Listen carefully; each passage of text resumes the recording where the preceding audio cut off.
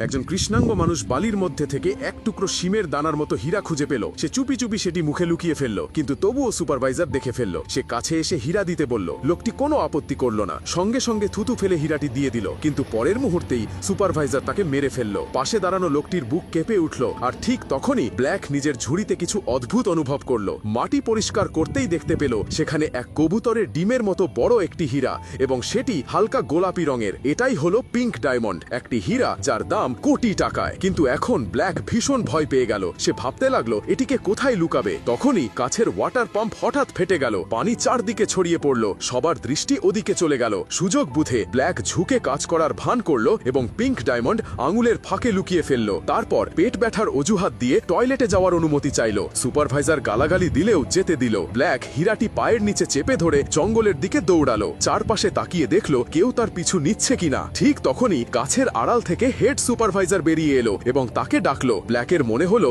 এবার ধরা পড়লো, কিন্তু সে শান্ত থাকার ভান করলো। হেড সুপারভাইজার তার পুরো শরীর তল্লাশি করলো, কিন্তু কিছুই পেল না। বাধ্য হয়ে তাকে ছেড়ে দিল। এরপর ব্ল্যাক এক ফাঁকা জায়গায় গেল, কাজ করার ভান করলো, এবং যখন নিশ্চিত হলো আশেপাশে কেউ নেই, তখন আস্তে করে পা থেকে পিঙ্ক ডায়মন্ড বের করলো। হাতে তুলে নিয়ে গভীরভাবে তাকাল। এখন সে পুরোপুরি নিশ্চিত হয়ে গেল যে এটি কোটি টাকার হীরা। উত্তেজিত হয়ে সে নিজের কাপড়ের ফালি ছিঁড়ে হীরাটি মুড়ে মাটিতে পুঁতে রাখার প্রস্তুতি নিল। সে ঠিক ঘুরতে শুরু করেছে, এমন সময় পিছন থেকে আওয়াজ এলো, দে আমাকে। ঘুরে দেখলো হেড সুপারভাইজার তাকে আগেই নজরে রেখেছিল, কিন্তু ঠিক সেই মুহূর্তে সরকারি সেনারা হঠাৎ আক্রমণ করে বসে। একটি গ্রেনেড আদের কাছেই পড়ে যায়। বিস্ফোরণে সুপারভাইজার মাটিতে লুটিয়ে পড়ে। কোনো মতে ব্ল্যাক বেঁচে যায়। সে দৌড়ে পালিয়ে গেল। একটি ছোট গাছ দেখে সেটিকে চিহ্ন হিসাবে ব্যবহার করলো। মাটি খুঁড়ে পিঙ্ক ডায়মন্ড সেখানেই লুকিয়ে রাখলো।